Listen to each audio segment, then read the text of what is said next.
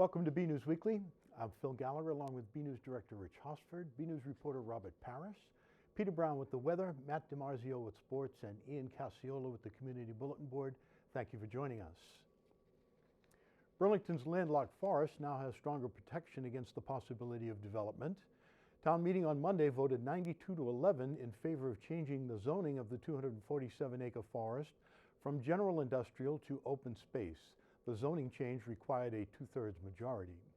The warrant article was the product of a group of 4 town meeting members, Marty Pearson, John Eiler, Jonathan Sachs, and Joanna Schlansky, who argued the zoning change was necessary to protect the forest. Those in favor argued the general industrial zoning was akin to having a for sale sign on the property, and even if nobody was looking to sell now, perhaps the situation would be different in the future. Here is Jonathan Sachs speaking at the meeting. The last major assault on the land was Patriot Partners project some years ago, 2,400 units in a biotech center would have increased substantially the size of this town, and we would have had to service all of that. That was turned down, but nothing legally has changed since that was turned down. Nothing has changed in terms of zoning or any other thing. Right now, the boards in town, the selectmen, conservation, all the boards would be firmly opposed to seeing a development of that size. But that doesn't mean in 5 or 10 or 15 or 20 years there couldn't be a change of heart in town. And I think one of the things that I wanted to say last time when this was defeated by a few votes, it had a very substantial majority but not the 2/3 required, is that if we wait until a major developer comes to town with a massive budget, because you can imagine the cost of putting that over there and the bridges across the road, we will then be up against a huge, very glossy PR effort. And I think that while it's not an issue now, there is no emergency now, waiting until that happens would turn it into an emergency, and I don't think that we should have the for sale sign out. Proponents of the zoning change also said designating the forest open space would better reflect the reason why the town took the land by eminent domain in 1985, a time before the town had open space zoning bylaws. Here is John Eiler on that topic. As noted, rezoning this does not reduce our flexibility ultimately. If for some reason we need to do something that is not covered by the open space zoning, it can be reversed. It can be rezoned if 10 years from now we decide something needs to be done. But the point is that we now have put the burden on someone wishing to develop it, as opposed to putting the burden right now where it is on the people that wish to preserve it. So a developer would need to, with this additional protection, a developer would need to show a pressing need to change the zoning back. That would either be that their development is consistent with the original stated purpose, such as a recreational facility perhaps, or what they wish to do is more important than the original purpose, and that can be evaluated properly at that time. So I think it's key that we formalize the original intent of our taking, and that we do it not in the heat of some external event that's forcing action, but in a proactive way that is a thoughtful action when we have time to reason it out. There were arguments against the zoning. Selectman Mike Runyon said there is no way the town would sell the land, but it should be left open in case there are municipal needs for parts of it.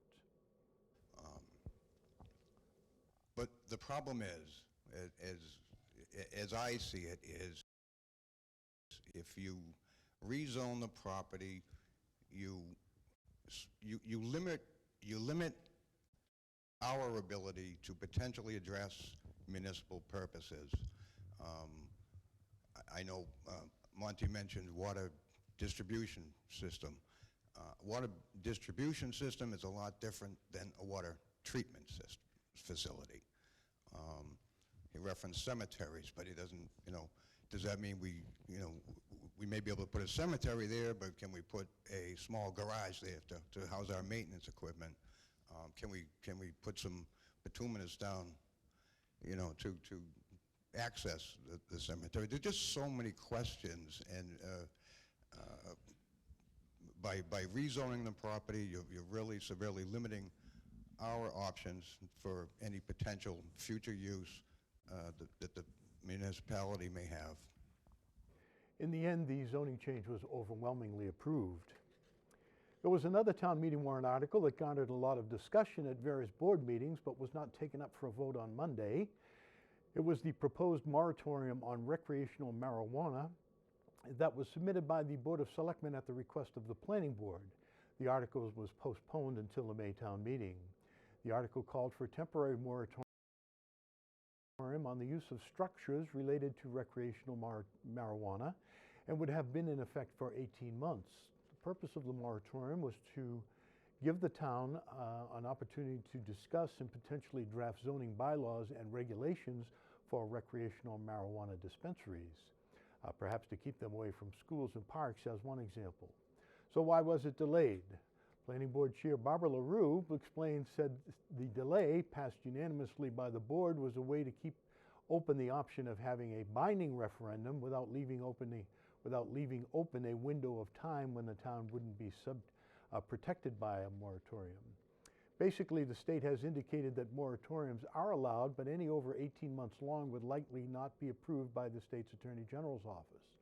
So if Burlington passed one now, it would expire in mid-2018. However, if the Board of Selectmen or Citizens Group wanted to have a referendum vote, it needs time for that with the state election. The next state election is in November of 2018. So by delaying the vote until May, the town, it is believed, impose an 18-month moratorium that would be in effect beyond the November 2018 election. A referendum would not necessarily be a ban on marijuana sales in town, LaRue said, though that might be a possibility. She said it could set up rules such as no consumption of marijuana at a place of sale, like a marijuana bar. Other options are sure to possibly be discussed. Anyone who has the need to check on a zoning of a parcel, locate an aquifer, or get information on Town Center Overlay District will now have an easier time finding what they are looking for. Town meeting on Monday gave the go-ahead to the Planning Board to switch from hand-drawn zoning bylaw maps to new digital versions. Planning Director Kristen Kasner said the update is necessary to bring the town up to date. The maps they have been using were hand-drawn in 2001 and out of date with state law. The new maps allow for much greater details. Users can zoom in and see very clearly where one zoning type ends and another begins. As an example, planners pointed to two small industrial zones within the general business zoning at the Wayside Shopping Center. On the new maps, it's clear, but this is something that would have been very difficult to see on older maps. Also, because they are digital, they are easier to update. They have been over 200 zoning changes made to the old maps since 2001, so the relative ease updating the new maps will be a convenience. Town meeting members were in favor of the change. There was one question about security due to it being online. Kasner said the maps will be in protected PDF mode for visitors to the website, and only planning department members will have access to change them. There will also be a copy on file at the town clerk's office. Best-selling author Natalia Holt, who penned a book on the women behind NASA's space program, was at the Burlington Public Library this week. BNEWS reporter Robert Parris was there and files this report. The New York Times has called this book one of the best sellers. Amazon has named it the best book of April 2016. And Entertainment Weekly has named it the top 10 books you should read by April. Last week, the Friends of the Burlington Public Library had a very special guest, Natalia Holt, author of the best-selling book, Rise of the Rocket Girls, the woman who propelled us from missiles to the moon to Mars. I actually came across this subject completely by accident, and it happened in 2010 when my husband and I were expecting our first child. We were having a really difficult time coming up with baby names, and so my husband suggested the name Eleanor Francis. When I first heard the name, I was just not sure. It's an old-fashioned name, and so I Googled it just to find out what other women who might share that name might be in history. And my search turned up a woman named Eleanor Frances Helene. And along with my search, there was this really lovely picture of her taken in the 1960s at NASA. And I was stunned by this picture. I had no idea that women worked at NASA at this time, much less as scientists, so I knew I had to learn more. Nathalia did not start out as an author. She started her career as a microbiologist. I've worked as a microbiologist for about a decade, and then I left a few years ago to write this book. I felt so passionate about telling this story, and I really felt that I had to do it full time if I was going to do a good job interviewing these women and researching the topic. So I feel fortunate the past few years that I've been able to really throw myself into this work. Assistant Director Michael Wick thought this was a great opportunity for the Burlington community to meet a best-selling author. I think it's excellent. This is something that ties in with a lot of what's going on in theaters right now with Hidden Figures. STEM, science, technology, education, and math is very big. And this is a great story, story of an untold history of women in NASA at its very beginning. Well, we've heard that she's been at some other libraries, and so we were hoping, sometimes very difficult to get a New York Times bestseller author to come out and speak in a library because they've got a big name. But we were lucky enough to have Nathalia agree to come out and speak for us. Nathalia hopes her book will bring the NASA women recognition for all they have done.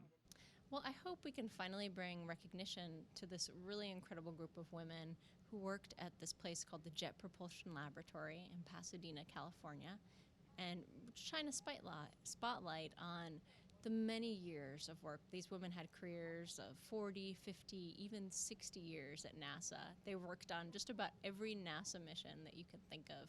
So my hope is that we can recognize their accomplishments, but also hopefully inspire the next generation of scientists and engineers. Nathalia would like to thank the Friends of the Burlington Public Library and the library itself for having her present her book. From the Burlington Public Library, I'm Robert Paris for BNEWS Weekly. The Burlington Police Department has a new member who is also a Burlington local. During Monday night's Board of Selectmen meeting, Town Administrator John Petrin appointed Dominic Alfred Calicchio of Burlington to the force. He is a class of 2013 graduate of Burlington High. Burlington Police Chief Michael Kent said Calicchio previously served as a part-time police intern with the department last year, all the while being engaged in other areas of the community. Calicchio, 22, is coming to the department from the University of Massachusetts in Lowell, where he is currently finishing a joint bachelor's and master's degree in criminology, according to the chief. He has made the dean's list in all 7 of his semesters at the university. Kent said Officer Calicchio has an outstanding work ethic and has shown great ability to lead. He added he is team-oriented and highly motivated and will make a great addition to the department. Kent said Calicchio was chosen out of more than 200 initial candidates. People in Burlington will soon have a new option for a quick, very quick actually, lunch. Last week, the Planning Board approved a special permit for Blaze Pizza franchise that will be owned and operated by BGR Hospitality of Milford.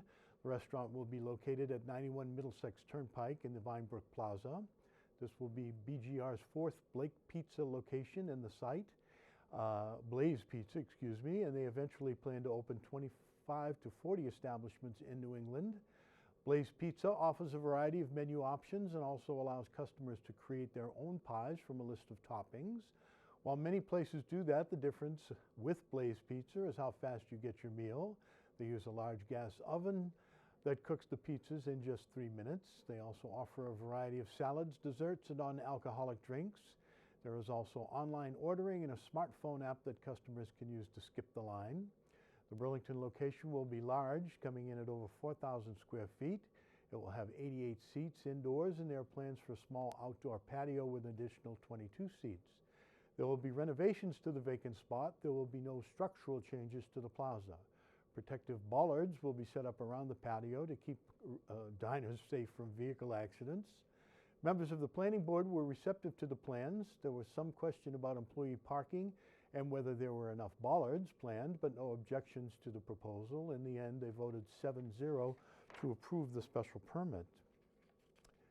After the spring's annual town election, one thing is sure, there will be a new face on the Burlington Board of Selectmen. Selectman Daniel Grattan, who is currently the board chair, announced this week that he will not seek re-election. Grattan was first elected to the board in 2011, and this year will be wrapping up his second term. He said the reason was due to family and work life becoming very busy. He said he didn't feel he had the time to take care of his personal responsibilities and to do a good job on the board. He added that he enjoyed his time on the board and will miss it. We spoke to him about a variety of topics, including the accomplishments the board has made in the last 6 years, ones that he is most proud of, and what the board should do in the year ahead. You can read the full interview on our website at www.bcattv.org/bnews. As for his replacement, 2 candidates have pulled papers to run for the seat. They are former board member and regular contestant Virginia Mooney and James Tiggis, a member of the Burlington Police Department, who also has a seat on the Zoning Board of Appeals. We go now to BNews weatherman Peter Brown in our Weather Center to see what's in store for the week ahead. We'll also check out the community calendar with Ian Casciola to get caught up on what's happening in Burlington.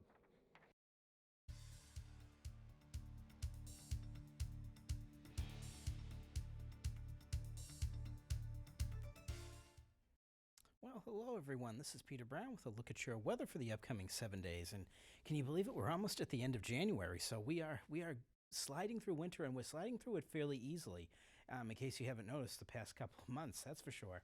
As we start out our period on Friday, look at this. We're going to see temperatures in the upper 30s to near 40. So really another really pleasant January day. I mean, of course, this is nothing compared to like the 50s and 60s like we were seeing last weekend. But still, it's pretty nice out there for January, I must say. Of course, we're going to be pretty far away, though, from our record high, but also we're going to be nowhere near our record lows, this -7, so don't even think about that. And look at this as we go ahead into February 2nd, which is actually Groundhog Day, as many of you know. So looking ahead at that, hopefully we have some good news from Punxsutawney Phil coming up, and maybe he'll say that spring is coming right around the corner. But it certainly has felt like the past few weeks that spring is definitely not that far away, and you can definitely notice that by how much longer the days are getting right now. Getting out of work, if you're getting out at 5 o'clock at night, you still have plenty of daylight left. And as we go ahead, I'm going to show you about a little bit of what's going to be going on with our weather for the next 7 days. And really, this is a pretty quiet weather map for the middle of the winter for us here in southern New England. There's going to be a large storm up here over maritime Canada that's going to be kind of blocked from going up into Greenland any further. What that means is we're going to have a counterclockwise flow of air around this low pressure center. That's going to bring much cooler weather down into the Burlington area than what we've been seeing for the past 2 or 3 weeks. So basically, really, all we're going to be seeing the next 7 days is a series of cold fronts coming through every 2 days or so, bringing a little bit of reinforcing cold air, but nothing bitterly cold. And the only chance of any notable weather coming through might be starting the start of your work week Monday into Tuesday. We might see this Alberta Clipper system coming by into our region, but it looks like it's going to lose a lot of steam as it moves towards southern New England. So we might just see a little bit of light snow, but really nothing to affect your travel all that much. Now, as we go to the next graphic, this is going to be a map of something that we all know and remember very well, maybe something we don't love, that's for sure. But this Friday coming up is the 2-year anniversary of one of the largest snowstorms that Boston has ever seen. If you remember back in 2015, this was a storm in late January that started off that horrific period of weather where we saw almost 110 inches of snow in the Boston area in a period of 5 weeks. Now, look at this. Up here in the Burlington area, out of this storm, as I'm sure many of you remember, in the Burlington area, about a good 25 to 30 inches of snow around us. And as we go just to our north of us and just a little bit out west, there were some isolated areas that were unofficially reported as getting up to 35 to 40 inches of snow. So that's a distant memory from now, but something that we always have to keep in mind when we get towards February, which can be one of our stormiest winter months, that's for sure. But as we move ahead to the 7-day, I'm going to show you some great weather coming up. Look at this. This looks like a weather forecast you see maybe in the summertime with the sun almost every day. Again, the latest model showing Monday and Tuesday, we may have a little bit of light snow introduced, but almost every day from Friday until we get to the end of the week next Thursday. Look at that. Temperatures in the mid to upper 30s. By the time we get to next Thursday, though, we may have a little bit of more of colder air coming into our areas with temperatures dipping down into the mid-20s. But other than that, this is just pretty typical start to February. But no big storms coming, just really nice conditions if you have to be out and around, that's for sure. So everyone, I hope you get out there and enjoy the great weather that we're going to be having, and have a great week.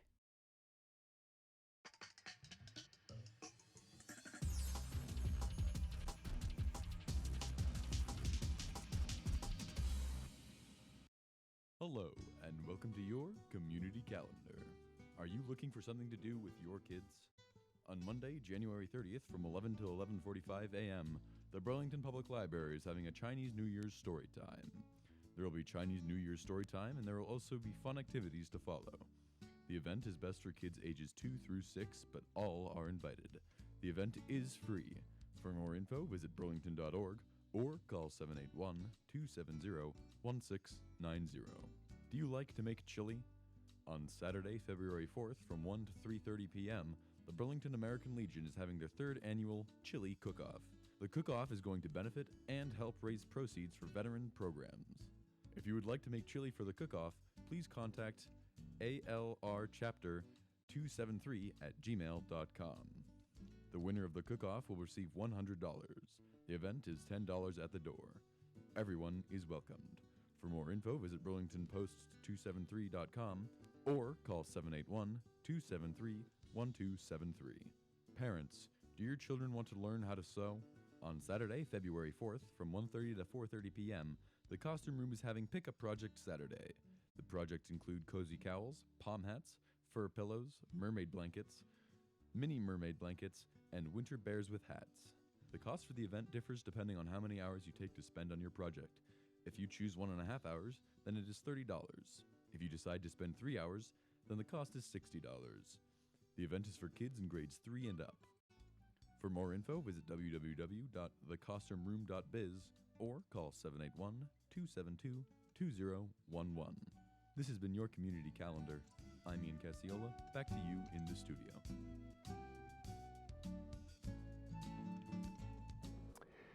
We're getting close to the end of the fall sports season, and all the teams are battling it out for playoff spots. We go now to BNEWS sports reporter Matt DiMarzio for the latest Red Devil news. Hey everyone, this is Matt DiMarzio here with your weekly sports report. The teams are heading down the home stretch of the winter season, and several Red Devil squads are making a run at spots in the state tournament. The boys hockey team is 6-3-1 after its first 10 games with an important week on the horizon. The Devils play at home against Arlington on Saturday night at 7 o'clock. Arlington is likely the best public team in the state this season, so fans will see an excellent showdown at the Ice Palace.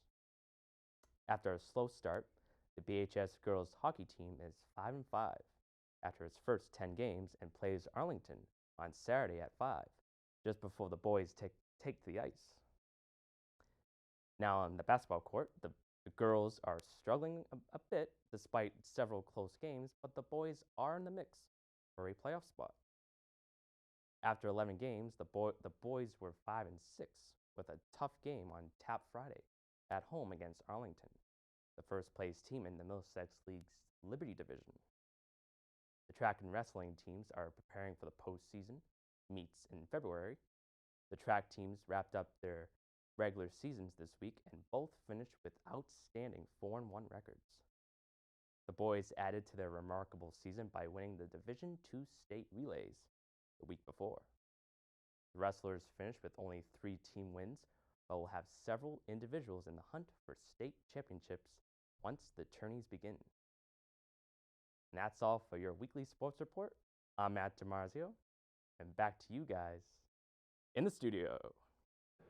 Another week, another photo to highlight. This week's photo was for the birds. It was sent in by Deborah Bear of Eugene Road, who caught this shot of a hawk through a window. Deborah said the Cooper's hawk, shown here, was at the window to get a better look at her 2 parrots, who were, you can imagine, a bit terrified by the visitor. The hawk, she said, just seemed puzzled by the situation. Cooper's hawk is about 3/4 the size of a red tail and has very distinctive blue and gray bands that you can see horizontally on their tail. They typically focus on small birds and rodents. Thank you, Deborah, for the photo. We hope your parrots have since calmed down after their close encounter. We'd like to see your photos as well. The photos could be of something you see around town, the weather outside your own door, or photos of your family members and pets, whatever you think is interesting and would like to share. Email your photos to bcat@bcattv.org with the subject line, Photo of the Week. Okay, that's it from the news desk here at BNews Weekly. Don't forget that you can see any of our archived stories on our YouTube channel. I'm Phil Gallager, along with BNews Director Rich Hosford, BNews reporter Robert Parrish, Peter Brown with the weather, Matt DiMarzio with sports, and Ian Casciola with the Community Bulletin Board. Thank you for joining us.